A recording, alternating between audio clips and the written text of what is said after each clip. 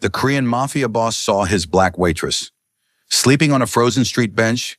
Then he did something that changed both of their lives forever.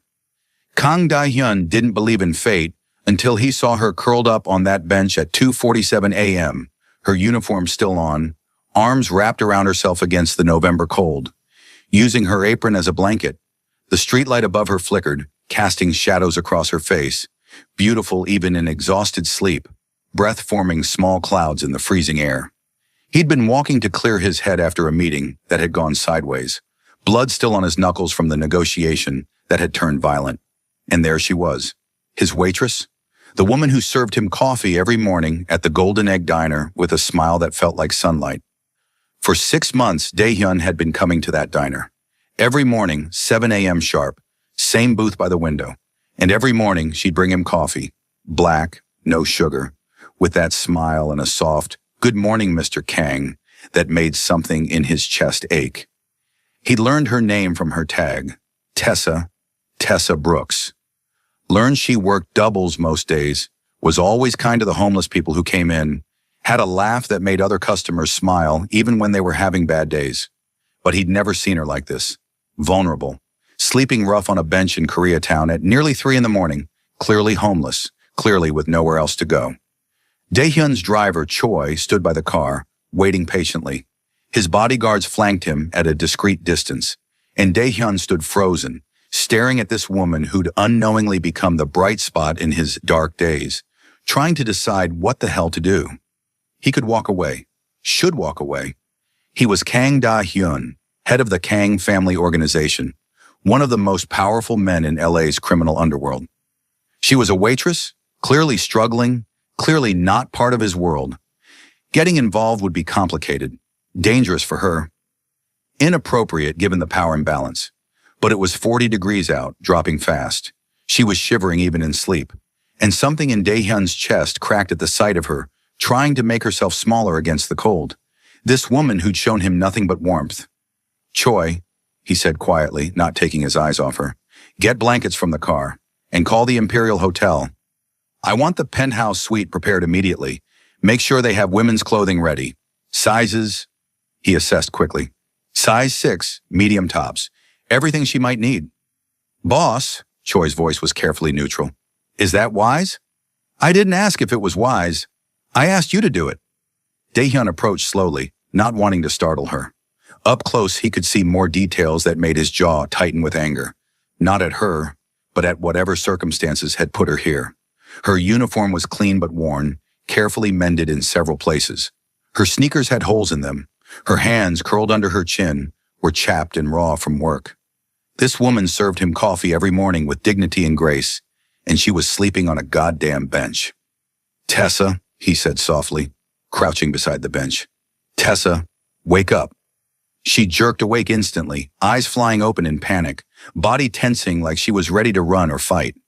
Those eyes, dark brown, beautiful, and currently filled with fear, focused on him, and confusion replaced the panic. "Mr. Kang?" Her voice was hoarse from sleep and cold. She sat up quickly, trying to smooth her uniform, mortification flooding her face. I'm sorry, I was just resting for a minute. I didn't mean to." "How long have you been sleeping out here?" Dae-hyun asked, cutting through her stammered apology. This isn't..." She stopped, seemed to realize there was no point lying. Her shoulders sagged. 2 weeks, since my landlord changed the locks. I was behind on rent, and he didn't want to go through the legal eviction process, so..." She wrapped her arms around herself, not meeting his eyes. "I've been saving up for a new place. Just need first month, last month, and deposit. Another week or 2 of shifts and I'll have it. And in the meantime, you sleep on benches." "I'm fine, really. I've got a gym membership. Planet Fitness, $10 a month. I shower there, keep my stuff in a locker. It's not ideal, but I'm managing." She finally met his eyes and he saw pride there, fierce and defensive. "I'm not asking for charity, Mr. Kang. I can handle my own problems." "I'm sure you can." Dae-hyun stood, making a decision that would change both their lives. "But you're not going to. Not anymore. You're coming with me." Tessa blinked. "Excuse me. You're freezing, you're exhausted, and I'm not leaving you on this bench." He gestured to his car. "I've arranged a hotel room. Clean, warm, safe. You can shower, sleep in a real bed, and in the morning we'll figure out something more permanent. Mr. Kang, I don't. She stood up, backing away slightly. I appreciate the offer, but I don't know you, and you don't know me. This is too much. You're right. We don't know each other well. But Tessa, I've been coming to your diner for 6 months. You've served me coffee, asked about my day, treated me with kindness when most people see me and look away. He took a step closer, keeping his voice gentle. Let me return that kindness. Please, it's just a hotel room. No strings, no expectations. Just somewhere warm to sleep. She studied him, clearly torn between pride and practicality. He could see the moment practicality won, her eyes flicking to the bench, to the cold wind picking up, to her own shaking hands. Just for tonight, she said finally, and I'm paying you back. We'll discuss terms in the morning. Dae-hyun nodded to Choi, who opened the car door. After you. Tessa hesitated one more moment, then climbed into the car. Dae-hyun slid in beside her, maintaining a respectful distance. As Choi pulled into traffic, Dae-hyun noticed Tessa's hands still trembling. From cold or nerves, he couldn't tell. Thank you, she said quietly, staring out the window. I know this is weird, and probably stupid of me to get in a car with a stranger at 3 a.m., but thank you. You're not stupid, and I'm not exactly a stranger. Dae-hyun pulled off his coat, a $5,000 Burberry that he barely thought about, and draped it over her shoulders. She tensed at the gesture, but didn't pull away. How did this happen? The eviction. Tessa pulled his coat tighter around herself, and Dae-hyun tried not to notice how small she looked in it. My mom got sick 6 months ago. Cancer. She didn't have insurance, so I've been paying for her treatment. Clinical trial at City of Hope. It's working, she's in remission now, but... She shrugged. Medical bills don't care if you're broke. I got behind on everything else. Rent, utilities, my car payment. Lost the car first, then the apartment. And your mother doesn't know you're homeless? It wasn't a question. Tessa's expression confirmed it. She'd feel guilty. Try to refuse treatment. I won't let her die because we don't have money.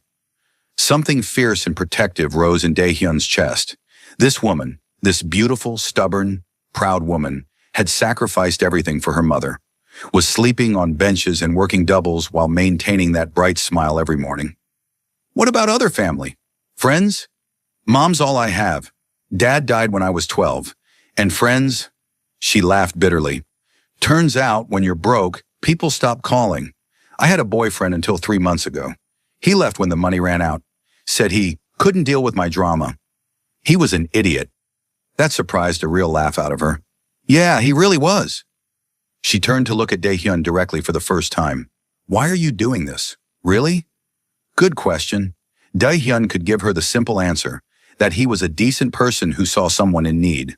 But sitting this close to her, seeing her face in the passing streetlights, smelling the faint scent of cheap shampoo and diner grease, and something uniquely her, he knew the truth was more complicated. Because for 6 months, you've been the best part of my mornings, he said honestly. Because you smile at everyone like they matter. Because you're clearly strong as hell and deserve better than a bench in November. He met her eyes. And because I can help.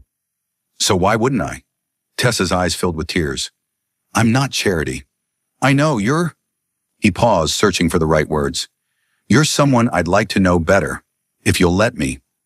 The car pulled up to the Imperial Hotel, one of the most expensive in downtown LA, which Dae-hyun owned through a shell corporation.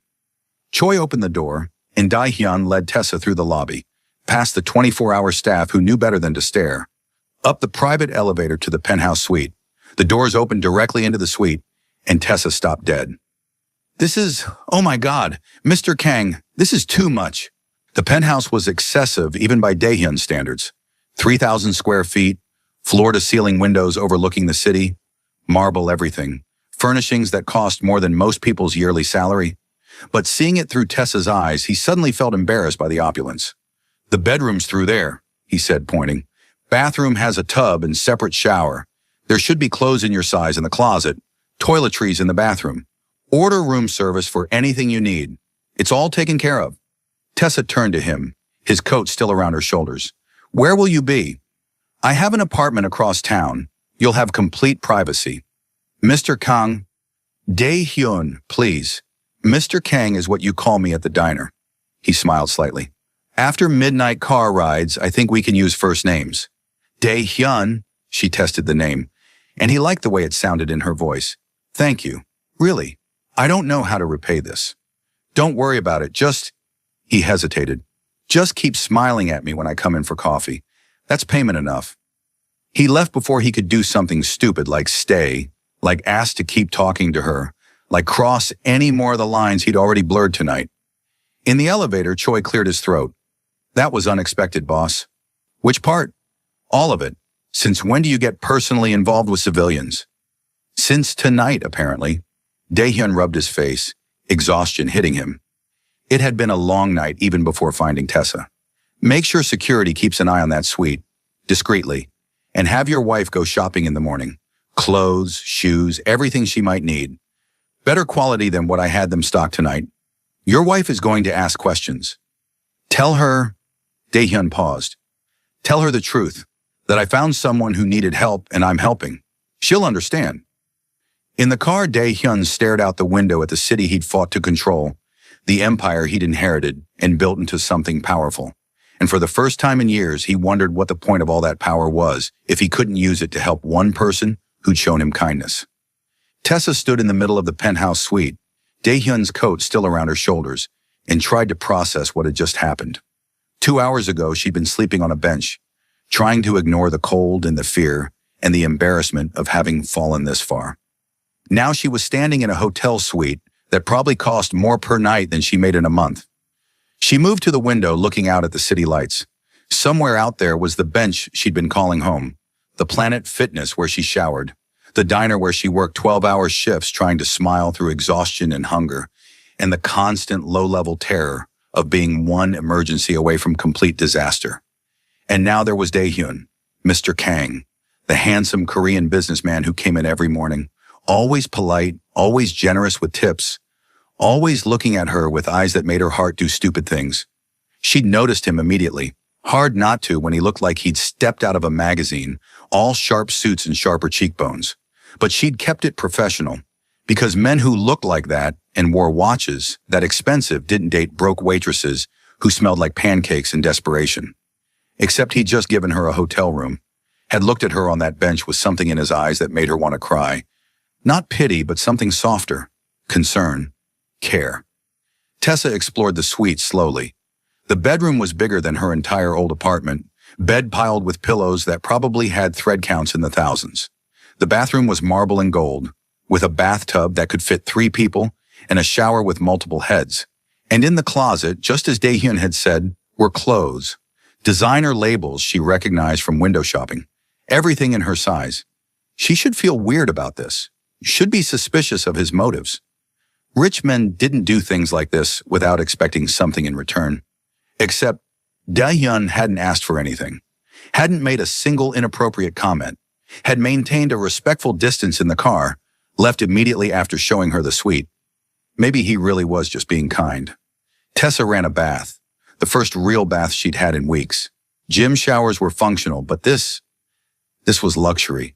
She sank into water so hot it stung, adding bath salts from a crystal jar by the tub, and felt muscles she didn't know were tense finally relax. For the first time in 2 weeks, she felt warm all the way through. She cried in that bath, ugly, exhausting sobs that she'd been holding back for months. Cried for her mom and the terror of almost losing her. Cried for her lost apartment and lost car and lost boyfriend who'd promised forever and delivered nothing. Cried for the version of herself who'd had dreams beyond survival, who'd planned to go back to school, who'd believed life would work out if she just tried hard enough. And then, because she'd learned that crying didn't fix anything, Tessa dried her tears and got out. She wrapped herself in a robe that felt like heaven and ordered room service. Grilled salmon, roasted vegetables, a salad, bread that was still warm. Food she never let herself buy because every dollar went to her mom's bills. While she ate, Tessa made a list on the hotel's notepad. Call mom in the morning. From work phone, don't worry her. Thank Dae-hyun properly. Figure out apartment situation. Maybe possibly, if he's interested, get to know him better. That last item made her pause. Was she really thinking about pursuing something with him? A man who was clearly wealthy, clearly connected, clearly way out of her league? But then she remembered the way he looked at her on that bench, the gentleness in his voice, the fact that he'd been coming to see her every morning for 6 months, and she'd caught him watching her sometimes with an expression that made her skin warm. Maybe she was being stupid. Maybe this was gratitude confusing itself for attraction. But lying in that enormous bed, wrapped in sheets that felt like clouds, Tessa let herself imagine, just for a moment, what it might be like to have someone like Dae-hyun in her life. Not for his money, but for the person he'd shown himself to be tonight. She fell asleep thinking about his eyes. Dae-hyun didn't sleep. He went to his apartment, showered off the blood from the earlier meeting, changed clothes, and sat in his study staring at nothing.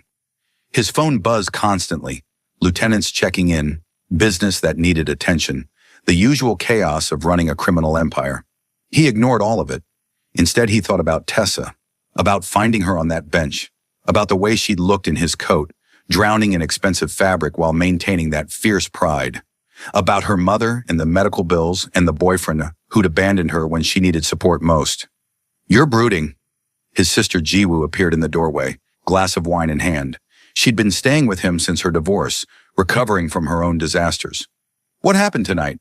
Besides the usual violence and moral ambiguity?" "I found someone I know sleeping on a bench. Homeless. Put her up at the Imperial." Jiwoo's eyebrows rose. "You? Mister, keep your distance from civilians. You got personally involved with someone?" "She serves me coffee every morning. Has for 6 months. She's..." Dae-hyun struggled to articulate what Tessa was to him. "She's good. Really good. Kind to everyone. And she was sleeping on a bench in November because she chose to pay her mother's medical bills instead of her rent." "Ah," Jiwoo sat down across from him. "So you're in love with her?" "I barely know her." "You know enough. You don't rescue strangers, Appa. You avoid entanglements. So if you broke pattern for this woman..." She smiled knowingly. "What's her name?" "Tessa. Tessa Brooks." "And what are you going to do about her?" "Nothing. I helped her. That's all." "Liar." Jiwoo sipped her wine. "You're already planning how to keep her safe, how to fix her problems, how to insert yourself into her life without scaring her away." She leaned forward. "But brother, you need to be careful. Your world is dangerous. If your enemies find out you care about her..." "I know." Dae-hyun's jaw tightened. "Which is why I should probably keep my distance." "But you won't." "No." He met his sister's eyes. "I won't." "Then do it right. Be honest with her about who you are, what you do. Give her the choice to walk away before she's in too deep." Jiwoo's expression turned serious. "Don't let her become collateral damage in your world." The words hit hard because Jiwoo knew what she was talking about. Her ex-husband had been connected to a rival organization. She'd been caught in the crossfire of gang politics, had nearly died because someone wanted to send a message. Dae-hyun had ended that threat permanently, but the scars, physical and psychological, remained. "I'll be careful," he promised. Famous last words. But Jiwoo smiled. "For what it's worth, I hope she's worth the risk. You deserve something good in your life, Appa. Something that isn't about duty or legacy or violence." After Jiwoo left, Dae-hyun pulled up security footage from the Imperial. Just the lobby, just to confirm Tessa was safely inside. He told himself he was being prudent, ensuring she hadn't left or been followed. But the truth was simpler and more complicated. He wanted to see her again, even just on a screen. Morning came too quickly. Tessa woke to sunlight streaming through floor-to-ceiling windows and had a moment of complete disorientation before remembering where she was. The hotel. Dae-hyun. The impossible kindness of last night. She checked her phone. 5:30 a.m. Her shift at the diner started at 6. She needed to move. But first she explored the clothes in the closet more carefully. Designer jeans that fit perfectly, soft sweaters, a winter coat that was probably worth more than her entire previous wardrobe combined. Everything she might need. Tessa chose the simplest outfit, jeans, a black sweater, the coat, and left everything else hanging. She'd return it all later, once she was back on her feet. Taking more than she needed felt wrong, even if Dae-hyun had offered. She made it to the diner with 10 minutes to spare, slipping in through the back entrance. Her co-worker Lisa took one look at her and whistled low. "Girl, where did you get that coat? That's some designer shit." It's borrowed, Tessa said quickly, stashing it in her locker. Friend hooked me up. Some friend? Lisa's eyes were knowing. This wouldn't have anything to do with Mr. Tall, dark, and Korean who comes in every morning staring at you like you're dessert? Heat flooded Tessa's face. No, we're not, he's just a customer.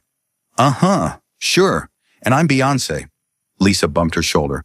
Girl, if a man who looks like that wants to buy you designer coats, you let him. Life is hard enough. Before Tessa could respond, the manager called them to the floor.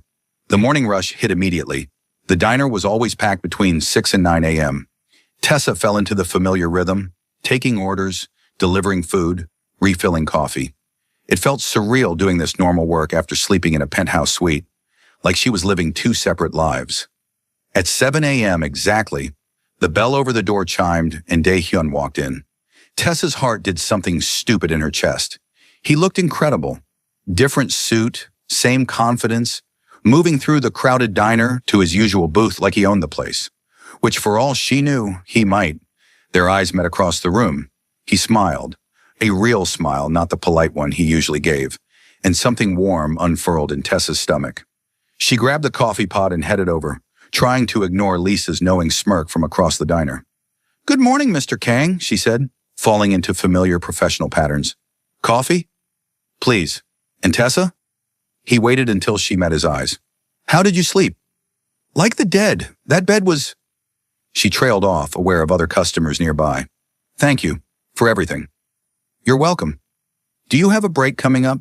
I'd like to talk, if that's okay. Yes, 20 minutes? Perfect. Tessa poured his coffee with shaking hands, hyper-aware of his presence, the way he watched her, the implications of what had happened last night and what might happen next. 20 minutes felt like both too long and not nearly enough time to prepare for whatever conversation was coming. When her break came, Tessa slid into the booth across from Dae-hyun, hands wrapped around her own mug of coffee. Up close in daylight, she could see details she'd missed last night. A thin scar along his jawline, the expensive watch on his wrist, the way his suit was tailored perfectly to his frame. He was almost too handsome, the kind of beautiful that made her nervous. So, she said, because someone had to start, I need to pay you back. For the room, the clothes, everything, I can't accept. You're not paying me back. Dae-hyun. Tessa, please, just listen for a minute. He leaned forward, expression serious. I don't want your money. I want to help you get back on your feet. So here's what I'm proposing. Stay in that suite until you find an apartment. Use it as your base. I'll cover the costs. That's insane. That room must cost thousands a night. It does, and I own the hotel, so it costs me nothing. He held up a hand before she could protest. Before you argue, hear me out. You need a safe place to stay while you save money. I have resources sitting empty. This benefits both of us. You get stability. I get the satisfaction of helping someone who deserves it. There has to be a catch. No catch, but... He hesitated. I would like to get to know you better. Have dinner with me. Let me take you out properly. Not as payment or obligation, just because I'd like to. Tessa's pulse kicked up. You want to date me? The homeless waitress? I want to date Tessa Brooks, who works double shifts to pay her mother's medical bills, who smiles even when she's exhausted, who's been kind to me every morning for 6 months without asking for anything in return. His eyes held hers. Your financial situation doesn't define you, but it defines my life right now. Dae-hyun, I can't afford to go to the places you probably eat, can't dress like I belong in your world, and I don't have time for dating with my schedule. Then we'll figure it out. Date around your schedule. Eat where you want to eat. Tessa, I'm not asking you to change. I'm asking for a chance to know you better. He reached across the table, not quite touching her hand, but close. Please, let me try. She should say no, should protect herself from getting hurt by a man who was clearly out of her league. But looking into his eyes, seeing genuine hope there, Tessa found herself nodding. Okay, one date.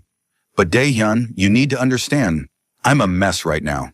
My life is chaos. I can't promise I'll be good company or that I'll have energy for anything beyond surviving day to day. I'll take that chance. His smile was devastating. Friday night? I'll pick you up at the hotel after your shift. Okay, it's a date. They stared at each other for a moment, something electric passing between them. Then Lisa appeared, clearing her throat loudly. Girl, your break ended 5 minutes ago, and we got a rush coming in. Tessa jumped up, face hot. Right. Sorry, She looked back at Dae-hyun. Friday. Friday, he confirmed, eyes warm. Tessa rushed back to work, but she felt his gaze following her for the rest of his meal. And when he left, he dropped a $200 tip on a $15 bill, along with a note in neat handwriting, looking forward to Friday. DH. The next 3 days passed in a blur. Tessa worked her shifts, slept in the impossible luxury of the penthouse suite, and tried not to think too hard about Friday's date. She called her mom every night, using the hotel phone, not revealing where she was, letting her mother believe everything was fine. You sound tired, baby, her mom said on Wednesday night. You working too hard? I'm fine, mama. Just busy. How are you feeling? Any pain? Not a bit. That treatment is working miracles. Doctor says my numbers look great. A pause.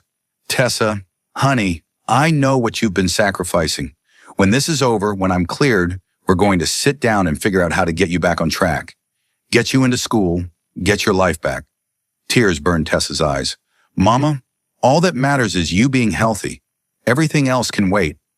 It shouldn't have to. You're 26. Should be out living life, not working yourself to death for your sick old mother. You're not old, and I'd do it all over again in a heartbeat. I love you, Mama. I love you too, baby. Sweet dreams. After they hung up, Tessa sat on the enormous bed and let herself cry. For her mom, for herself, for the weight of it all. And then, because she was learning, she picked herself up and moved forward. Friday arrived with terrifying speed. Tessa finished her double shift at 6 p.m., went back to the suite, and stared at the closet full of designer clothes with mounting panic. She had no idea what to wear on a date with someone like Dae-hyun. What was appropriate? What would make her feel less like an imposter? She finally settled on simple. Black jeans, a deep burgundy sweater that brought out the warmth in her brown skin, minimal makeup, her natural curls left free. It was the most herself she could manage while still looking put together. At 7 p.m. exactly, there was a knock on the suite door. Tessa opened it to find Dae-hyun, in dark slacks and a fitted black turtleneck, looking casual but devastating. His eyes traveled over her, and something heated flickered in them. You look beautiful, he said simply. Thank you. You look... She gestured vaguely because her brain had stopped working. Good. Really good. His smile was warm. Ready? They took his car, a different one from the other night, still expensive but less showy, and drove through evening traffic. Tessa expected him to take her somewhere fancy, some Michelin star restaurant where she'd feel out of place. Instead, they ended up in Little Tokyo at a small, unassuming ramen shop. This is my favorite place in L.A., Dae-hyun said as they settled into a booth. Family-owned, been here 30 years. The owner, Tanaka-san, taught me how to eat ramen properly when I first moved here. How old were you? 18, fresh from Seoul, trying to take over my father's business and failing spectacularly. He smiled at the memory. Tanaka-san took pity on me, fed me, gave me advice, and never judged. This place is sanctuary. The owner appeared, an elderly Japanese man who greeted Dae-hyun in rapid Japanese and Korean before turning to Tessa with a warm smile. And who is this beautiful young lady? Tanaka-san, this is Tessa. Tessa, this is the man who kept me alive my first year in America. Ah, flattery. He's trying to get extra chashu. But Tanaka's eyes twinkled. It's lovely to meet you, Tessa. Any friend of our Dae-hyun is family here. He disappeared into the kitchen and Tessa raised her eyebrows at Dae-hyun. Our Dae-hyun? He's known me a long time, seen me at my worst. Dae-hyun's expression turned serious. Which is why I brought you here. I want you to see the real me, not just the polished version that comes into your diner. And who's the real you? Someone who was drowning when he came to this country, who made mistakes and learned hard lessons, who built something he's both proud of and ashamed of. He met her eyes. Tessa, I need to tell you something about what I do, about my business. Tessa's stomach tightened. Okay. I run a Korean organization in L.A., what people call the Mafia, though that's not quite accurate. We do some legitimate business, real estate, import-export, restaurants, but we also operate in, he paused, gray areas, protection services, gambling, things that aren't exactly legal, but serve the community. The world seemed to tilt. Tessa had suspected he wasn't entirely legitimate, No one had that much wealth and power from completely legal sources, but hearing him confirm it made it real. "You're a gangster," she said slowly. "By some definitions, yes. By others, I'm a community organizer who helps Korean immigrants survive in a system that wasn't built for them." His expression was carefully neutral. "I won't lie to you, Tessa. My world is dangerous. I've done things I'm not proud of, and being associated with me puts you at risk. Then why tell me? Why not just keep it hidden?" "Because you deserve honesty. Because if we're going to do this," he gestured between them, "you need to know who I really am, what you'd be getting into." He leaned forward. "And because I respect you too much to lie." Tessa's mind raced. This was insane. She was sitting across from a self-admitted criminal, a man who operated outside the law, who just warned her that knowing him was dangerous.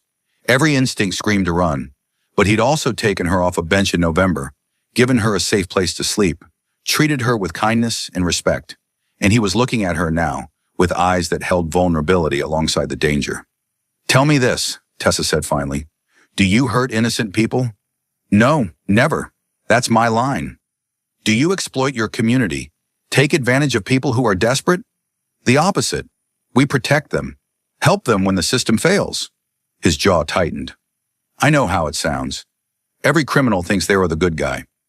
But Tessa, I fund schools, help immigrants start businesses, keep our communities safe from worse elements." "Worse than the Mafia?" "Much worse. LA has gangs that deal in human trafficking, hard drugs, violence against civilians.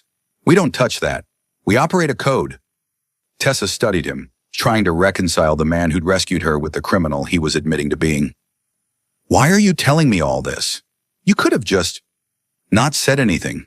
Let me think you were a regular businessman." "Because I'm falling for you," Dae-hyun said simply. "And I can't build something real on a foundation of lies." The confession hit Tessa in the chest. "You barely know me. I know you're kind of homeless people who come into your diner. I know you work yourself to exhaustion for your mother. I know you smile even when you're breaking inside. I know you have pride despite having every reason to be bitter." His hand reached across the table, finding hers. "I know enough." Tessa's heart pounded. "This is crazy. Completely. I should run. Probably. But I'm not going to." She squeezed his hand. "I'm going to finish this date, eat this ramen, and figure out what the hell I'm doing with my life." Dae-hyun's smile was incandescent. "That works for me." The ramen was incredible. Rich broth, perfectly cooked noodles, toppings that melted in her mouth. They talked for hours, easy conversation flowing between bites.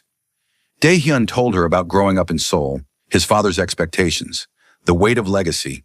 Tessa shared stories about her mom, her childhood in Inglewood, her dreams of maybe someday opening her own place. "What kind of place?" Dae-hyun asked. "A community center, maybe. Somewhere people can get help, job training, food assistance, just a safe space. I've seen how hard it is for people like me.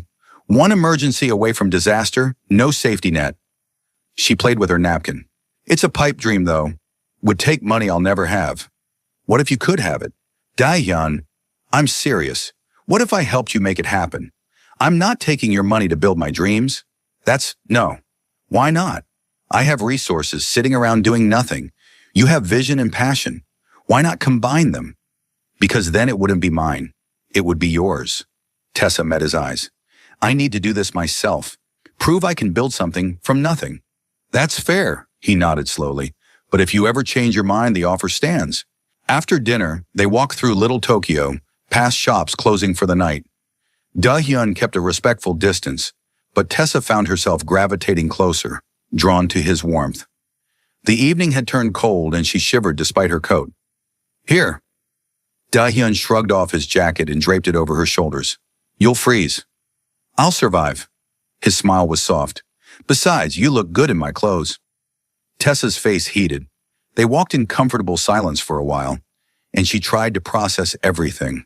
The confession about his business, his admission that he was falling for her, the impossible situation she was sliding into despite every logical reason to walk away.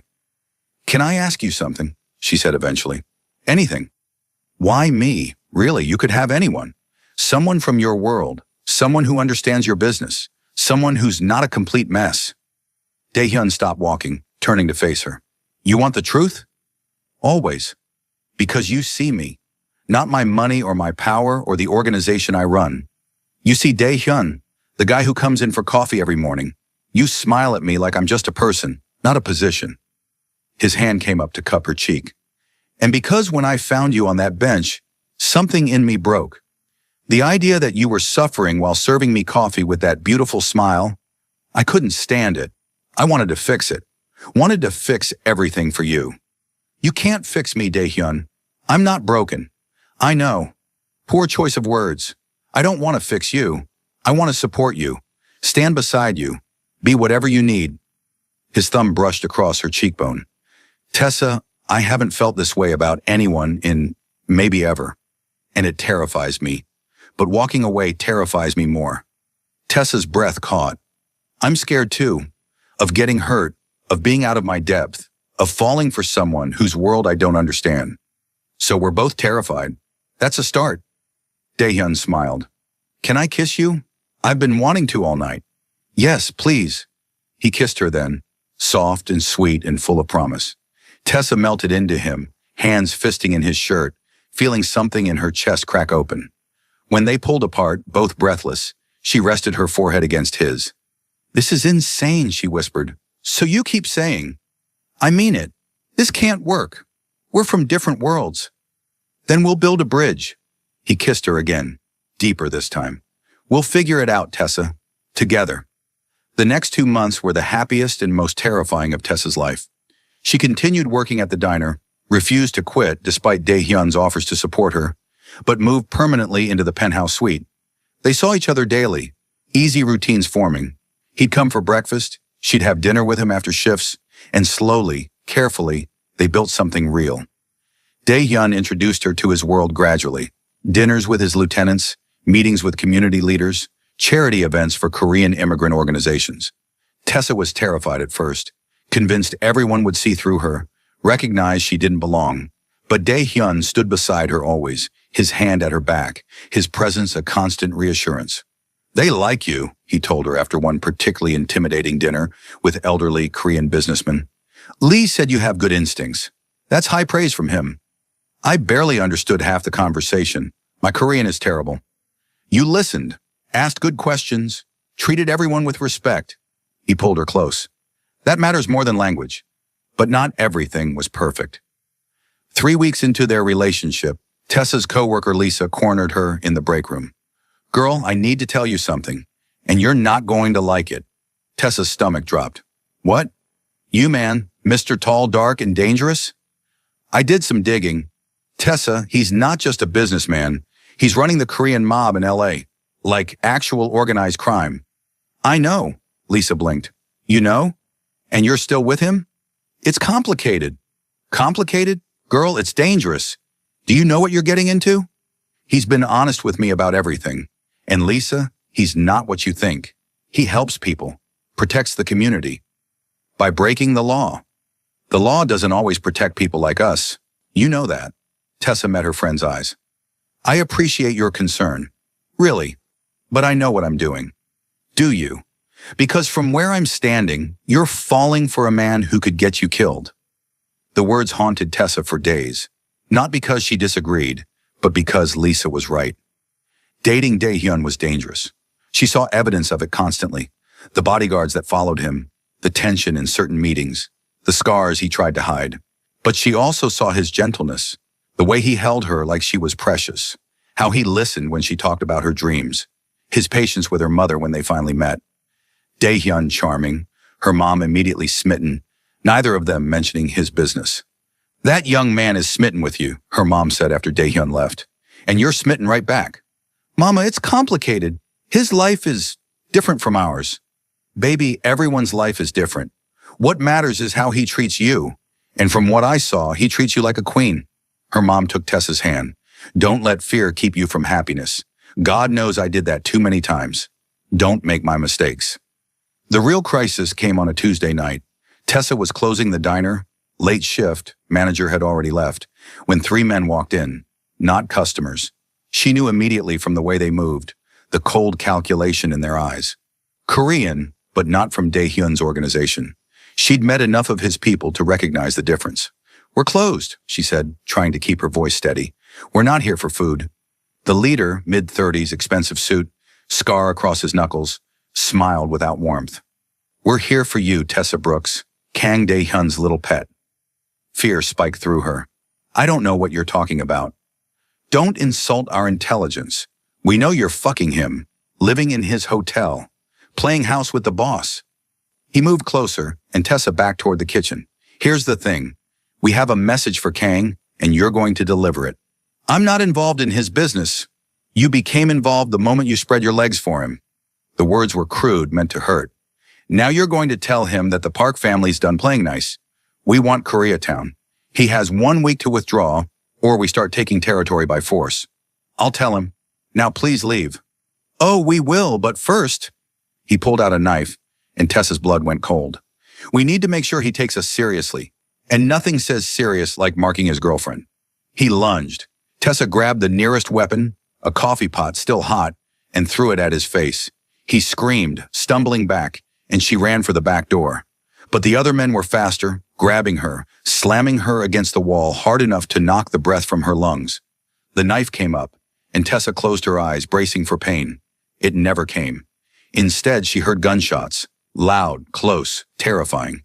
The hands holding her released, and she crumpled to the floor. When she opened her eyes, Dae-hyun was there, gun in hand, face twisted with fury. The 3 men were on the ground, dead or dying, she couldn't tell. Blood pooled on the diner's faded linoleum. Tessa! Dae-hyun dropped to his knees beside her, hands frantically checking for injuries. Are you hurt? Did they touch you? I'm okay. Shaken, but okay. How did you know? I have people watching you always. They called the moment those men walked in. His hands were shaking as he pulled her close. God, Tessa, if I'd been 30 seconds later. But you weren't. She held him tight, feeling his heart racing against hers. You saved me. More men arrived. Dae-hyun's people, moving with practiced efficiency. They cleared the bodies, cleaned the scene, made everything disappear like it never happened. Tessa watched in numb shock, realizing fully for the first time what Dae-hyun's world really meant. In the car afterward, neither of them spoke. Dae-hyun held her hands so tightly it hurt, but Tessa didn't complain. They went to his private apartment, not the hotel somewhere his enemies didn't know about, and only then did he seem to breathe. This is my fault, he said, pacing like a caged animal. I brought you into this. Put a target on your back. Dae-hyun. No, listen. The Park family has been pushing into my territory for months. I knew they'd escalate. I should have anticipated this. Should have protected you better. Should have... His voice broke. Should have stayed away from you entirely. Don't. Tessa stood, grabbing his arms to stop his pacing. Don't you dare say you regret this. Us. I don't regret us. I regret putting you in danger. His hands came up to frame her face. Tessa, you almost died tonight. Because of me. Because some rival gang wanted to send me a message. But I didn't die. You protected me. She pulled him close. Dae-hyun, I'm not naive. I knew there were risks. I chose this anyway. You shouldn't have to choose between love and safety. Nobody gets both. My mom got sick despite doing everything right. My brother got attacked for no reason. Life is dangerous, period. She met his eyes. At least with you, I have someone fighting for me. He kissed her then, desperate and consuming. They made love with frantic intensity, reassuring each other with touch that they were alive. They were together. They were okay.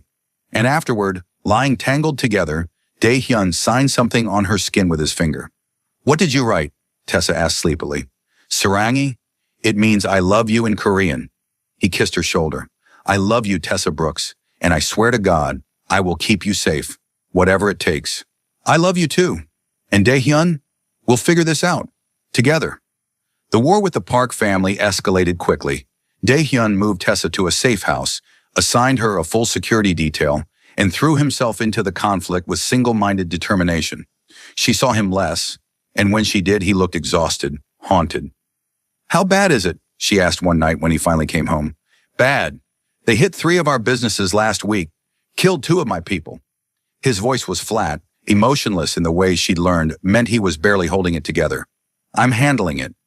By which you mean you're planning something violent and dangerous, and won't tell me because you want to protect me. Yes. Daehyun, I need to know what's happening. Not the details, but are you going to be okay? I don't know. He finally looked at her, and the fear in his eyes made her chest ache. The Park family is stronger than I thought, better organized, and they're willing to go further than I am, targeting civilians, using terror tactics. Then maybe you need to meet with them, negotiate. I tried. They want complete surrender or complete war. There's no middle ground. So what are you going to do? End it. One way or another. He pulled her close. But Tessa, if something happens to me, don't you dare talk like that. If something happens, my sister Jiwoo will take care of you. She has access to accounts, safe houses, everything you'll need. Promise me you'll go to her. I'm not promising anything because nothing's going to happen to you. Tessa gripped his shirt.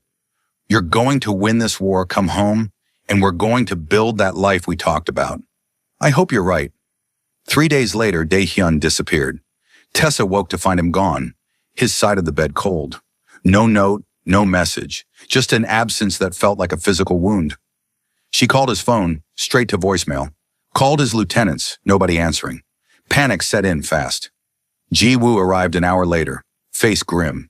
He went to end it. Walked into Park territory alone to challenge their boss to single combat. Old school, stupid, and very like my brother. What? Why would he do that? Because he's tired of people dying.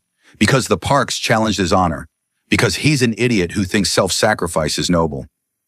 Jiwoo grabbed Tessa's shoulders. Listen to me. He's doing this for you. To end the threat so you can be safe.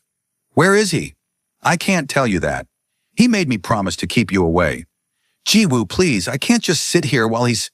Tessa's voice broke. Please, tell me where he is. Jiwoo studied her for a long moment, then sighed. You really love him. More than anything. Then I'm probably going to regret this. She pulled out her phone, showing Tessa a location. Old warehouse in Vernon. But Tessa, you can't interfere. If you distract him, he could die. I won't. I just need to be there. The warehouse was exactly what Tessa expected from crime movies. Abandoned, industrial, ominous. Cars surrounded it, men standing guard.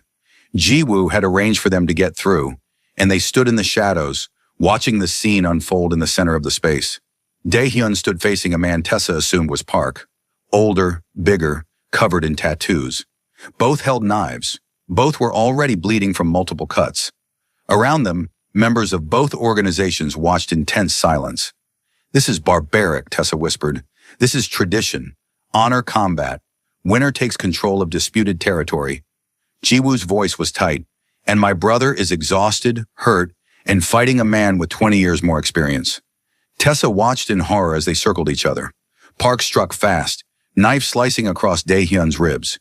He grunted but didn't fall, retaliating with a move so fast Tessa barely saw it. His blade found Park's shoulder. The fight was brutal.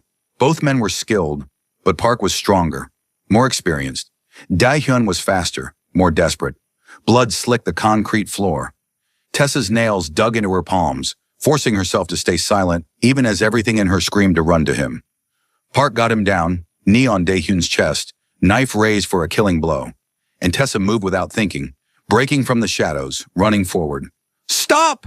Her voice echoed through the warehouse, every head turned. Stop this! Please! Park paused, knife still raised. Who the fuck are you? She's no one, Daehyun gasped, trying to push Park off. Get her out of here. I'm the reason you're fighting, Tessa said, voice stronger now. She met Park's eyes. You attacked me to send a message, made me the center of this war. So I'm saying stop. End this. Little girl, you don't understand how this works. I understand that two organizations are tearing each other apart over territory that doesn't belong to either of you. I understand that people are dying for pride. She moved closer, ignoring Jiwoo's hissed warning. What if there was another way? There isn't, Park said flatly. What if you shared the territory? Split profits, maintain separate operations, but work together instead of destroying each other? Tessa looked between Park and Daehyun. You're both smart businessmen. You know this war is costing you more than the territory is worth. She's right. Daehyun pushed himself up on his elbows, blood streaming from multiple cuts. Park, we've lost 16 people between us, thousands in revenue. And for what? So one of us can limp away with the spoils while the Chinese triads and Russian bratva move into the power vacuum we're creating? Park's eyes narrowed. You're proposing a partnership? I'm proposing we stop being idiots. Daehyun stood carefully. Split Koreatown. You take the West, I keep the East. We cooperate on major decisions, maintain our own operations, and present a united front to outside threats. And if I refuse, then we finish this fight. One of us dies, the other inherits a broken territory and new enemies.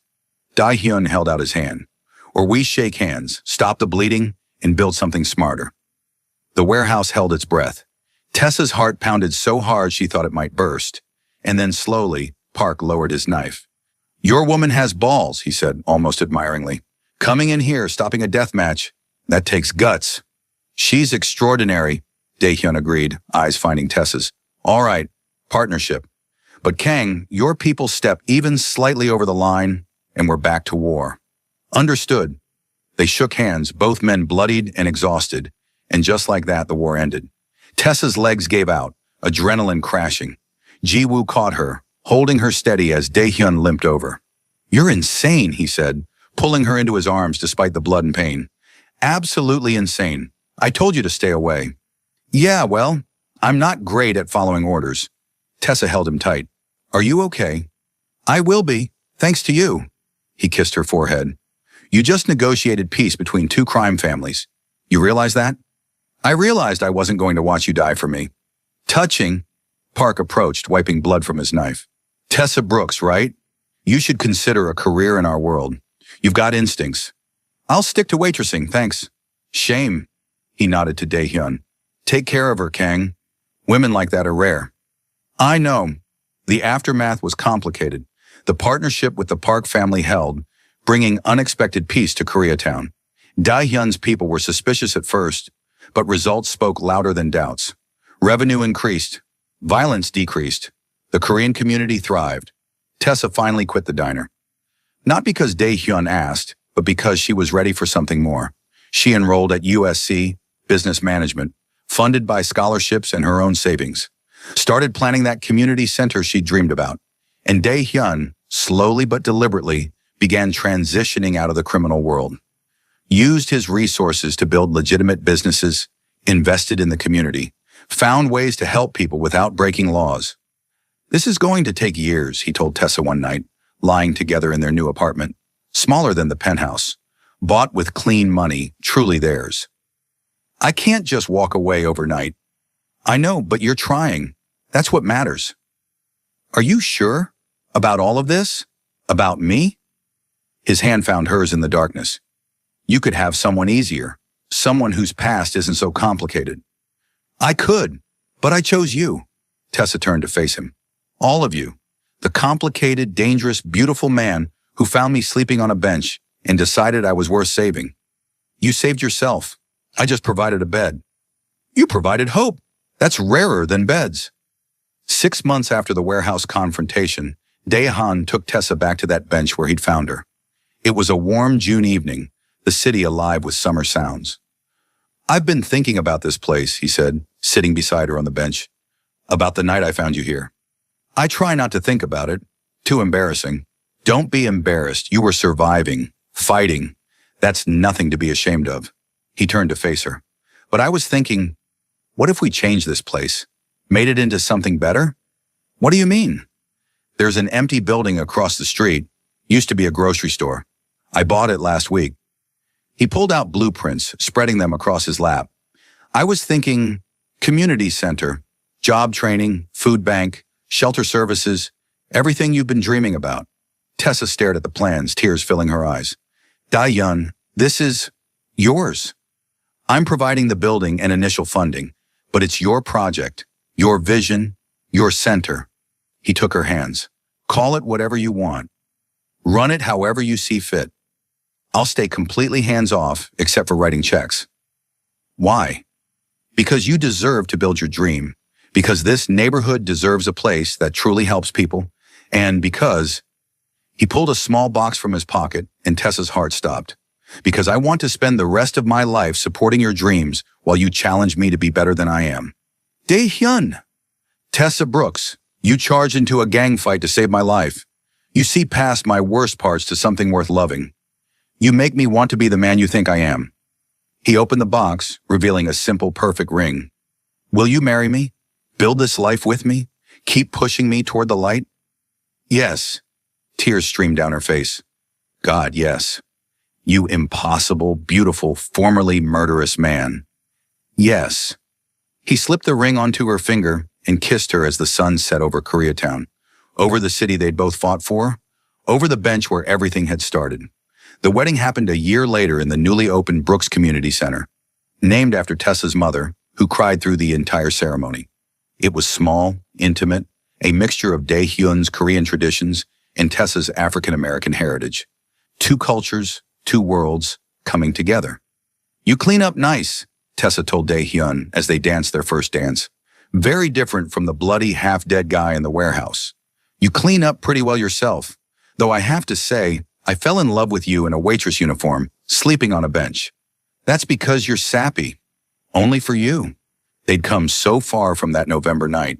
Dae-hyun had successfully transitioned most of his operations to legitimate business. He was building a new legacy, real estate development that created affordable housing, restaurants that hired from the community, investment in Korean American cultural preservation. Tessa's community center thrived, serving hundreds of people every month. Job training, education programs, emergency assistance. She'd found her calling, her purpose, and she'd found love in the most unexpected place. "What are you thinking about?" Dae-hyun asked, pulling her closer. "How far we've come, from that bench to here, from survival to actually living. Any regrets?" "Not a single one. You?" "Only that I didn't find you sooner." He kissed her softly. "But we have forever now. That's enough." 5 years later, standing in that same community center, expanded now, serving even more people, Tessa watched her daughter play with Dae-hyun's nephew. Her mother was healthy, thriving, volunteering at the center twice a week. Dae-hyun had just opened his 5th affordable housing development, each one named after someone who'd helped him along the way. "Mama!" Their daughter, 3 years old, stubborn as her mother, sharp as her father, ran over. "Appa says we can get ice cream if you say yes." "Did he now?" Tessa shot Dae-hyun a look. He raised his hands innocently, though his smile was mischievous. "I said maybe. She heard yes." "She's 3. She hears what she wants." But Tessa was already grabbing her coat. "Come on, ice cream it is." As they walked out together, Dae-hyun carrying their daughter, Tessa's hand in his, she looked back at the center, at the people streaming in and out, at the sign over the door. Brooks Community Center, where everyone belongs. "Do you ever think about that bench?" Dae-hyun asked quietly. "Sometimes. Usually when I need to remember how far I've come. How much is possible when someone sees you, really sees you, and decides you're worth fighting for. You were always worth fighting for. I just got lucky enough to find you first."